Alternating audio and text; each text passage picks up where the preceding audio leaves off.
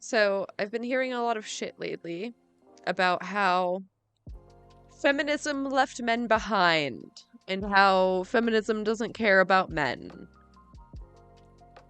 etc., etc.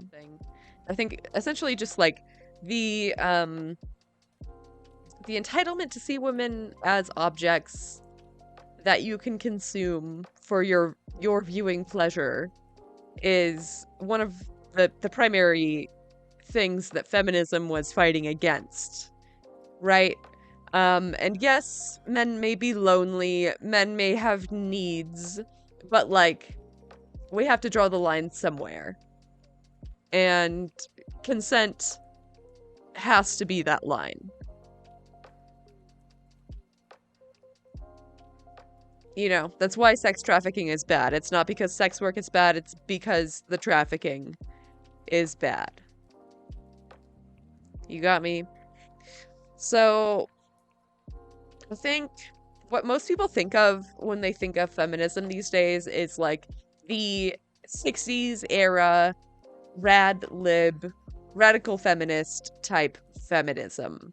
The man hating, no shaving your armpits type feminism. Um, Now, it's been quite a while since that vein of feminism was popular, but there is, of course, still always a small subsect of those types of feminists. But don't think that they represent all of feminism as a whole.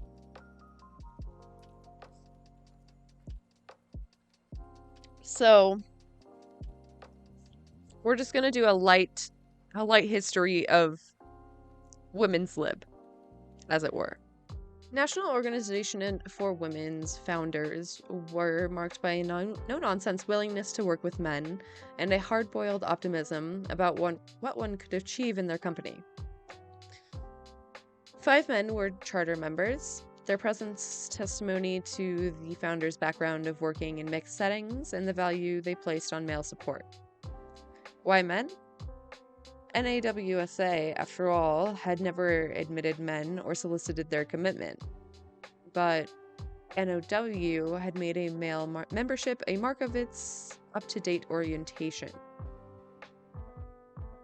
Any woman who came to prominence in the 1950s had made her way through crowds of men, sometimes with their help, and more often despite their disdain, indifference, and antagonism. Still, these women survived, often by bending over backwards to give men credit for the slightest inclination toward fair play. As a generation, their experience exposed them to see female separatists as faintly Victorian, regressive, and man-hating. In line with this sensibility, the NOW Charter held up an egalitarian idea of marriage as a true partnership between the sexes. The Charter balanced action that was for women with activism that came from both sexes and would benefit all, a we composed of men and women. Yeah. And, like, true feminism does include men. It is about equality of all genders. The sensibility resonated with hopes for racial integration still burning bright. It also looked back to the early 20th century, when feminists claimed the human race and heterosexual partnership. But NOW was not an organization tapped into the politics of daughters. Rather, it was responsible, productive marriages the founders championed, as if they were borrowing from African American women's notions of industrious partnership in service to a common cause. Without ties to men, no action would proceed, nor would sex equality be complete. So, like, even in the radical feminism days, women were trying to work with men to achieve, like, mutual equality. The name was National Organization for Women, not National Organization of Women. It was a very difficult position to maintain, this loyalty of two men, and it was soon evident that their incorporation was more symbolic than real. And the problem gathered strength as the politics spread outward. Now soon veered toward separatism, but their leaders maintained courteous attitudes about men, even when radicals mocked them as wishy-washy and deluded.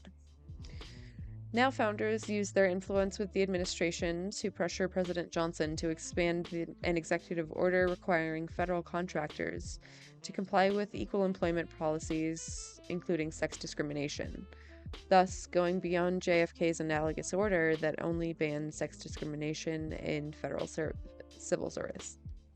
LBJ's action effectively pushed the obdurate EEOC to attend to women's grievances. But the agency still would not budge on the issue of discriminatory want ads, female help wanted or male help wanted. The practice was the exact analog of no colored need apply designations, which were now highly illegal. The ads effectively nullified Title VII by throwing up a mental barbed wire fence against female trespassers.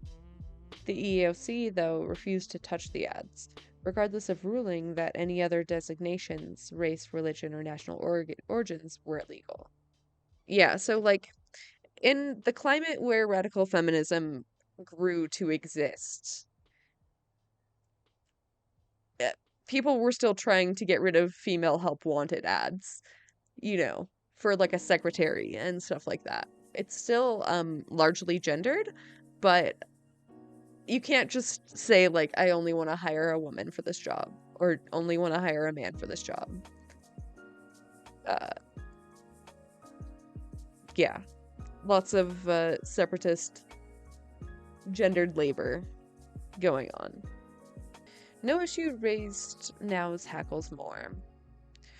Within a year, Now spawned satellite chapters around the country, and in late 1967, the organization held demonstrations in 6 cities against EEOC policy.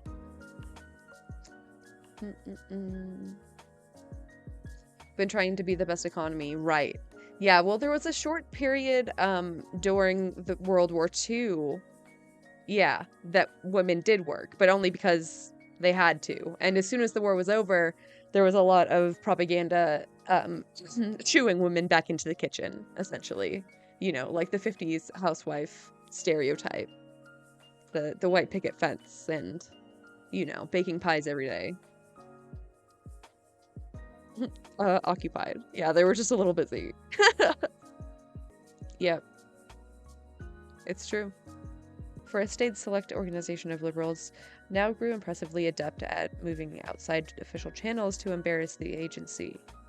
The New York chapter, already savvy at attracting media attention, invaded the EEOC offices in the city, the huge bundles of newspapers bound up in red tape. The newspaper companies started to cave into pressure, the New York papers first, then papers in other cities. It took time to consider, and considerable effort, though.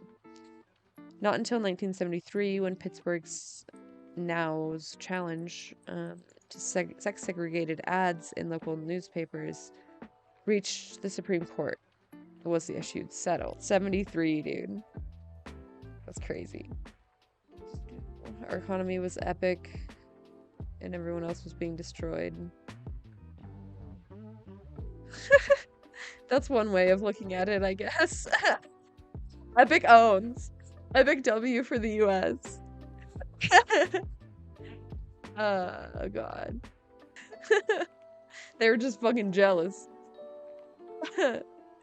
Yeah, I don't know why we wanted to revert. I think because the economy was so good that somebody could have an actual family on one income, then yeah, like the nuclear family would become very popular because it's just like very attainable and like, I don't know, it became very like picturesque through like 50s type media.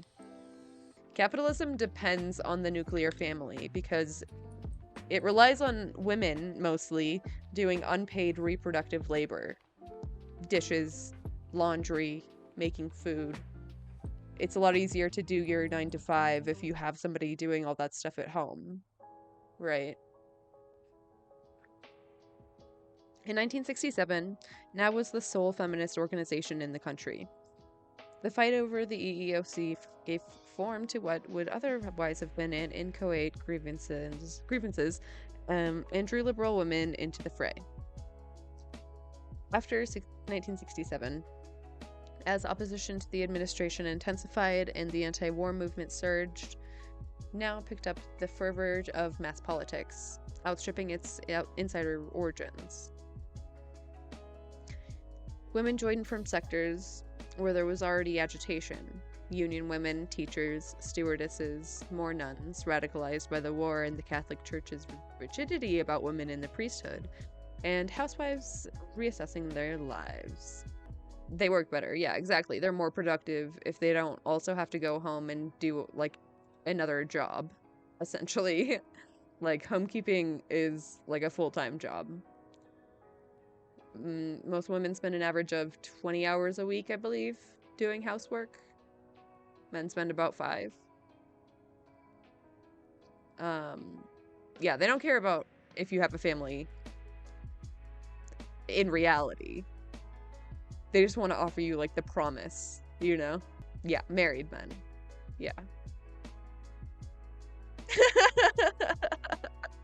Rip. No bitches?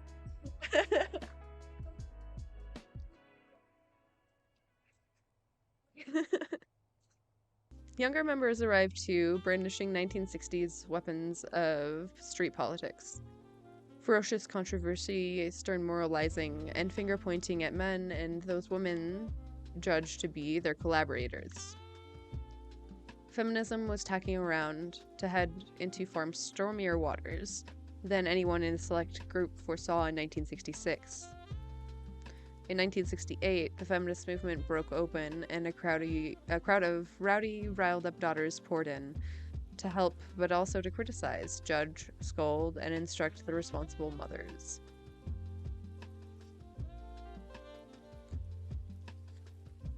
Yeah, this is a bit of an older book, and you can kind of tell. Let's see, when was this? It was copyrighted in 2010. And you can tell it was written by, like, a bit of an older feminist. She's like, these goddamn fucking young women trying to tell me how to be a good feminist. They just want to judge, scold, and instruct us. Alright. In 1968, the pace of feminist politics picked up, steadily, and then astonishingly. Outside now, expatriates from the New Left and refugees from the counterculture jumped ship to join a radical movement dedicated to women. A feminist avant-garde appeared, given to flamboyant demonstrations and a lacerating critique of society ruled by men. For the first time since the 1910s, the ranks teemed with young women, aggressive, swaggering, and brimming with bravado, aroused by new ideas about where sexual injustice was lodged, not only in wage work, but also in the inequities of housework and childrearing. The way men looked at women and talked to them, their selfishness in bed, their leers and wolf whistles on the street, the oppressiveness of trying to please them. In short, the multiple indignities borne by the second sex. It's a hell of a paragraph. Aggressive, swaggering, and brimming with bravado. Sure. A feminist family quarrel flared up to engulf a generation already given to pitched emotion in politics. Radical feminists ratcheted up a version of the revolt of the daughters into a fever of revolution. The aim was to topple patriarchy, not to make the EAOC comply with Title VII.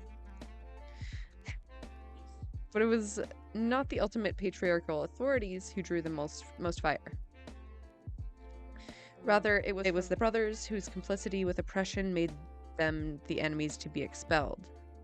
Mothers, too, came in for disdain for their capitulation to a soul-crushing system, their timidity before male power, their compulsion to conscript their daughters into the same circumstances that crippled them.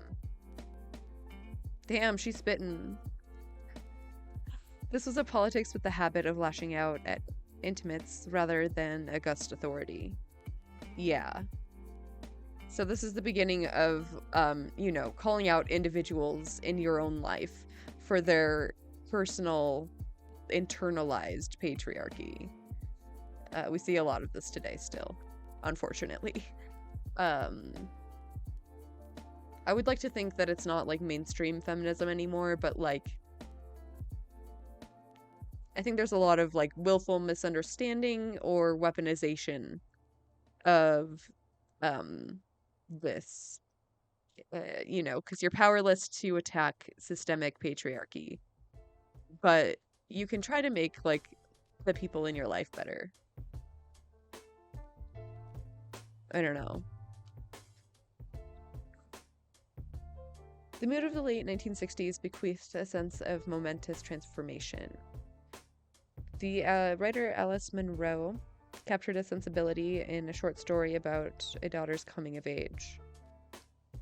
There is a change coming, I think, in the lives of girls and women. The vivid, sympathetic mother prophesizes. Yes, but it is up to us to make it come. The change did come, and no aspect of American life was untouched.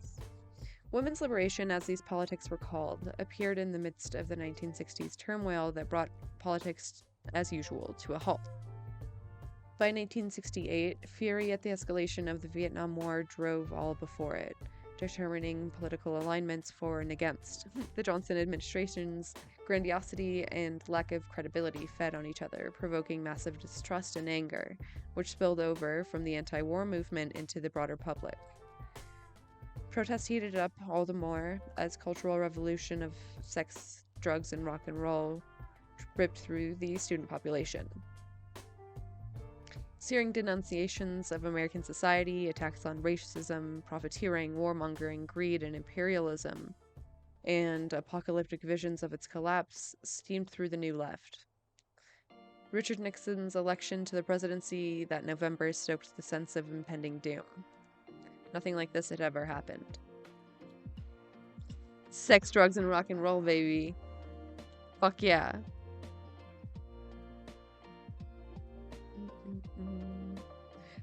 Radical feminism came out of this combustible mix. The recruits carried with them the new left's precepts and applied them to women. That only revolutionary change could bring change. That the law and government were facades for class and racist rule. That the social fabric was rotten. Too based. Tuned to the millennial pitch of the left, the apocalyptic sense of perpetrators' wrongdoing and zeal to purge the world of sin, radical feminism was searing, melodramatic, rambunctious. Its proposals to liberate women captured and transformed a national audience, a public alternately appalled and enthralled, scandalized, and persuaded. The newest feminists, largely middle-class white students and college graduates, scorned compromise.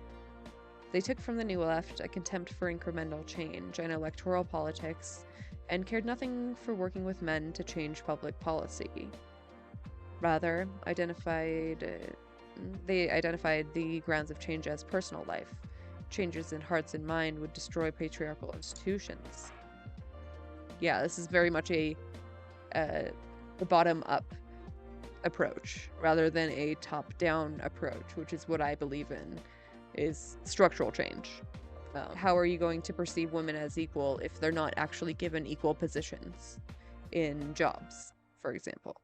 In discussions, revelations, and denunciations of the status quo, women's liberation generated countless pressure points of agitation, a myriad of ad hoc campaigns to change sexual mores, manners, men's expectations of women, and women's expectations of themselves, and the very language of gender. Many an office or a kitchen has become a battlefield, strewn with male and female tears, wrote one witness from the fray. Initially, the ideas belonged to knots of expatriates from the New Left, but they spread quickly, electrifying thinking about women and among women. The politics of confrontation, catharsis, and personal transformation proved applicable to almost any situation. Yeah, it's like, what is it called? I think it's called like a recency bias or something, where once you learn like a new word or something, you suddenly see it everywhere. It's like everyone is using this word all the time, but it's not anymore frequent than normal. It's just that you're noticing it more. The same is true when you learn like a feminist theory and then you just see patriarchy everywhere. It's hard because like a lot of the times it is true. Oh yeah. So obviously civil rights is happening at the same time as this wave of feminism is rising to the fore, and that is how we get intersectional feminism. Like the author was saying, the anti-war revolutionary attitude kind of leaked into feminism, which is why you get like this radical version of feminism that only believes that you can bring change through radical change. And the same was true of civil rights, was just like thousands of people marching for the end of segregation and, equal rights. The slogan was, "The personal is political." The insight was that women's oppression came from the family, marriage, and the bedroom, as well as the job market and the courtroom. If you could transform the power dynamics of personal life, then everything else, the law, politics, education, work, marriage, would follow. The aim was ultimately structural. Radicals believed that institutions shaped and reproduced personal behavior, and only profound institutional change would really bring equality. But activity to effect institutional change was episodic and short-lived, while work on the personal insults of oppression proceeded steadily. The habitual orientation was psychological, changing gender inequities from inside out. A perspective that cast now's preoccupation with public policy and the workplace as pitifully inadequate. The inward turn away from the false promises of electoral politics and a liberal democratic system believed to be a sham ran parallel to the civil rights movement, as Black radicals turned away from institutional reforms to fix their attention on structural and cultural racism. An eye for the sexist perfidies that infested daily life became the radical stock in trade. The feminist press, pamphlets, journals, and underground newspapers specialized in stripping down ordinary interactions to lay them bare. It was a roving third-degree interrogation, a vendetta to extirpate the deplorable practices that maintained sexist status quo. Flirting, for example, was described in 1969 by the stern Boston's woman liberation newspaper, "No More Fun and Games." Ain't no way. This paper is literally called "No More Fun and Games." No more fun. That's fucking awesome. Flirting might seem playful and innocuous, but really the purpose was turning a woman into a sexual object. The gestures pose as flattering, but they simultaneously say that she is defined once again, not as an autonomous individual person. Fucking facts. It's literally called a book. Have you heard of it? Flirting is sexism, actually. You can't just assume that you can flirt with anybody if they don't want you to. Can I fucking help you?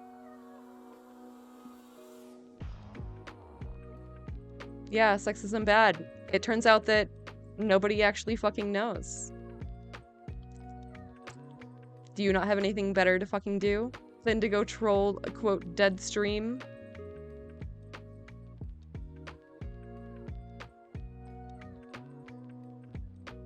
Literally. Why do you only see women in relation to their attractiveness to you? You're so fucking pathetic. Huh.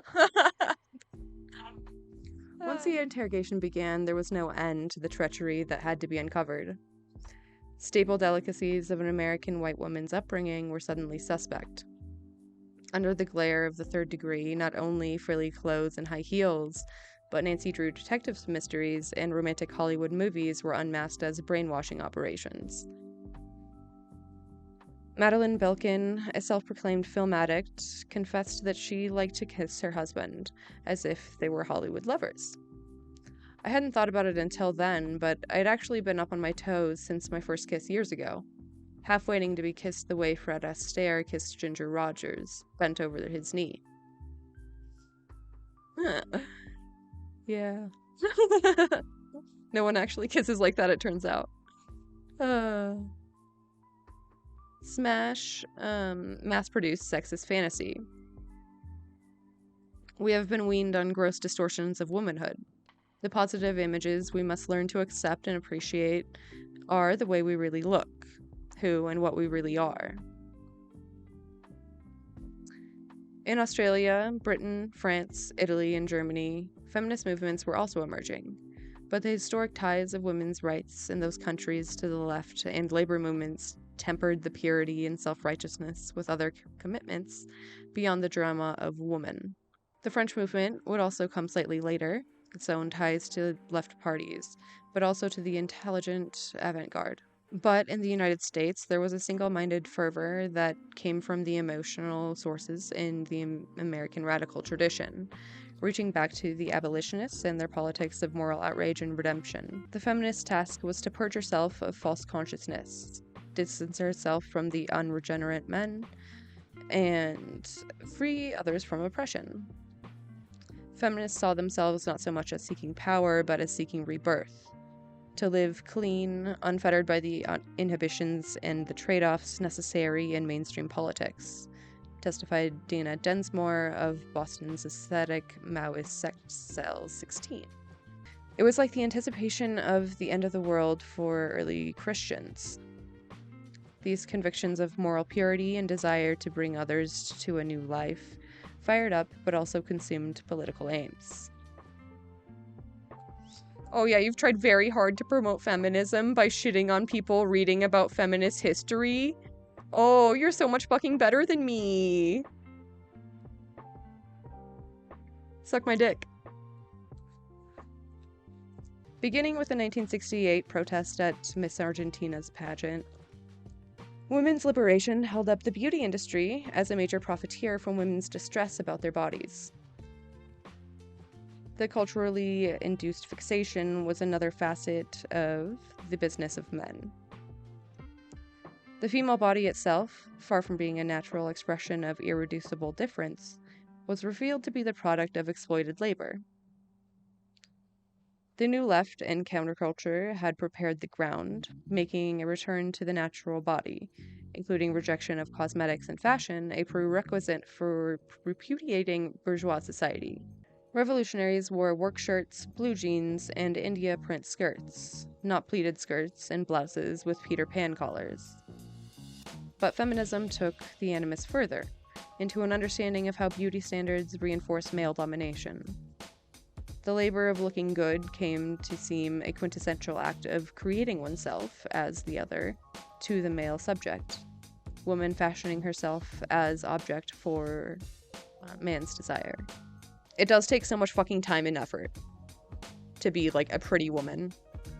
What? You came in here and assume I'm not spreading real feminism. You haven't even been listening to me for, like, 5 minutes.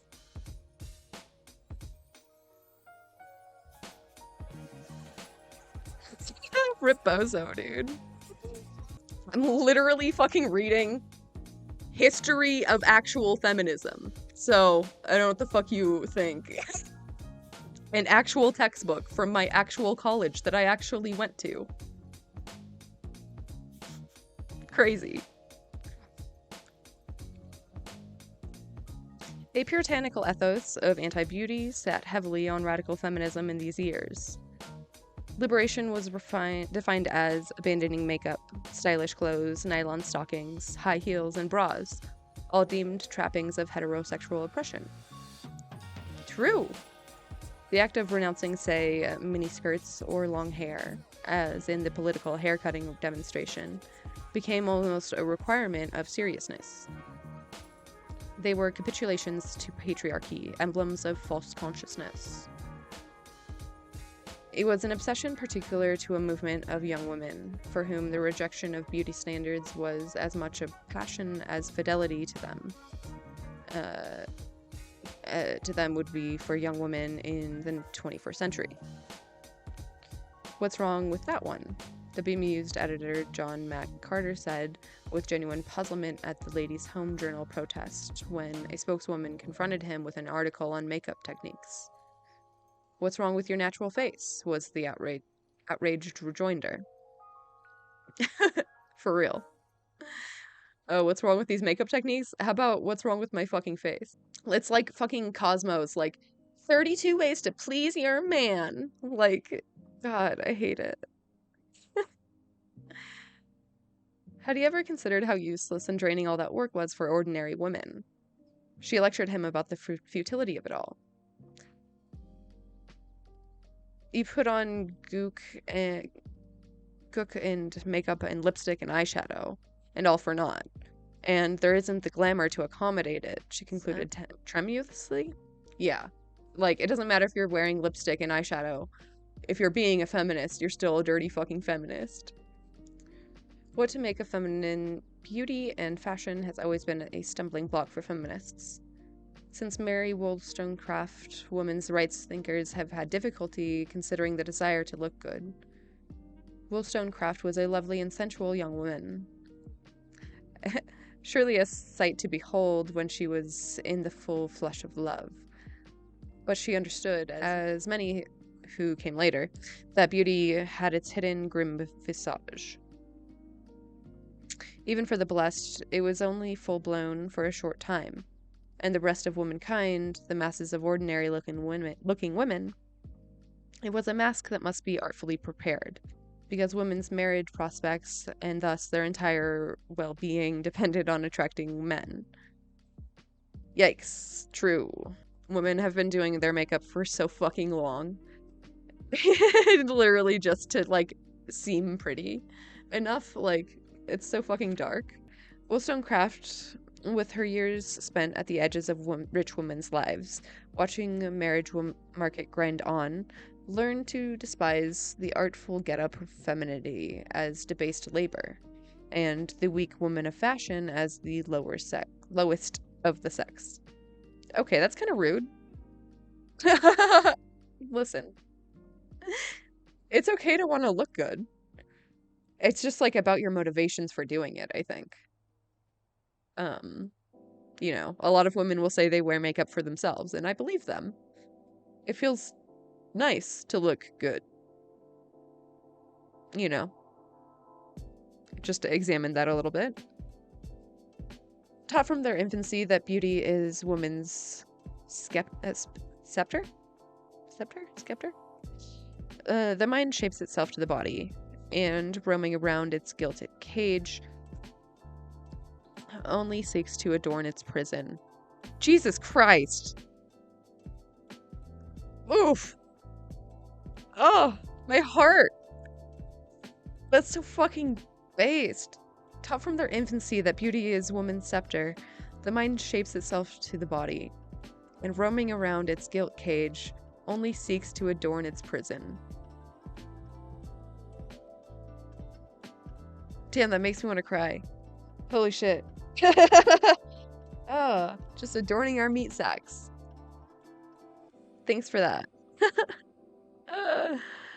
They are taught to regard marriage as the one thing needful, the only avenue to distinction, hence to attract the notice and win the attention of men by their external charms is the chief business of fashionable girls. Could women look good for any other reason than to please and attract men?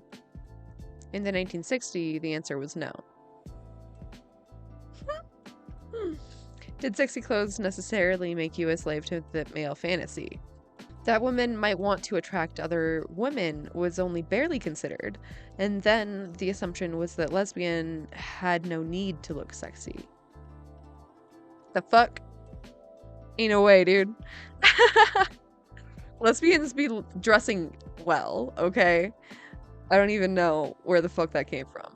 Naomi Weinstein, showy, fearless, and funny keyboard player from the Chicago Women's Liberation rock band, and a Harvard PhD to boot, looked back on the anti-beauty ethos of women's liberation as marvelous.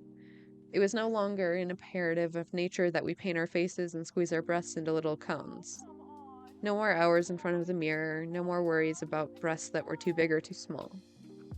But the problem was that too many women fell out of feminist calculations because they wore lipstick and high heels. Certainly, the dogma that no feminist should shave her legs had limited appeal. Yeah. You don't say.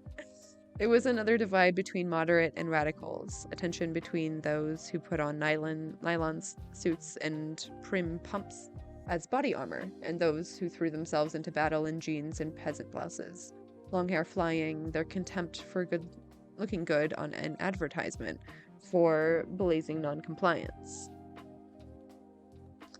Friedan, belligerently outspoken, sounded like a nagging mother when she put into words that the disapproval that others of her generation felt, deploring their imperative to make yourself ugly, stop shaving your underarms, stop wearing makeup or pretty dresses, or skirts at all. Only on the morning of the women's strike for equality, an amused journalist required that Friedan was late for her interview because she was held up at the hairdresser's. I don't want people to think women's libs girls don't care about how they look. Friedan precisely informed the New York Times. We should try to be as pretty as we can. It's good for our self-image and it's good politics. I hate it, but it's not wrong. It's PR, man. Just like being presentable, I guess. I don't know. I hate like how rigid the expectations are, but anti-beauty would always aggravate Friedan, who thought it a diversion from more important challenges the movement faced. She was not wrong. To shave your legs or not was the least of women's problems post-1968. True. Yet the idea was powerful. In revealing how much labor went into looking naturally feminine, anti-beauty showed that the female body, as women knew it, was bound up with male power. The radicals were onto something, at Ladies' Home Journal and in general. The beauty industry makes fools of women, takes their money, and leaves them with last year's clothes and half-used jars of face cream, sooner or later, without the glamour to accommodate it. Dude, that's such a good fucking line. The beauty industry makes fools of women, takes their money, and leaves them with last year's clothes and half-used jars of face cream, sooner or later without the glamour to accommodate it. Oof! I felt that. For real. Yeah, so radical feminism in whole was a very short blip of feminism. It was essentially, yeah, like a pushback to the 1950s housewife stereotype that young women of the 60s so much despised because, you know, it was their mother. You always want to be different and the opposite of your mom, right? And there's also like all this anti-war sentiment going on and civil rights protests, and everyone's feeling very radical and very groovy. And yeah, even at the time, a lot of radical feminism was denounced by mainstream feminism.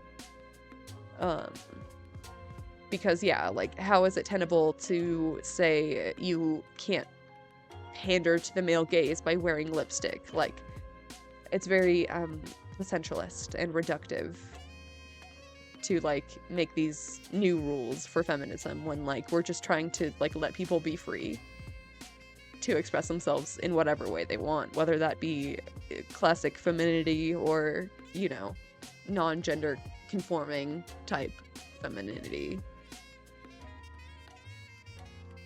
Everything goes. Okay? So, armed with this knowledge, let us enter my ever-growing playlist about men. It's men time, baby. Won't somebody think about the men? What would we do without men? It's not okay. It's necessary. More what the hell are we food. going to do without men? You look around the city here, you see all these buildings go up. These men, they're doing impossible things. They're under the streets, Impossible things. working on the sewers. They're up on the Impossible things. power lines in the storms and the rain. They're keeping this impossible infrastructure functioning, this thing that works in a miraculous manner. They work themselves to death, and often literally. Holy shit, the gratitude dude. for that is Holy sorely fucking lacking, especially shit, among the people who should be literally most grateful. lying. Still lying to his audience.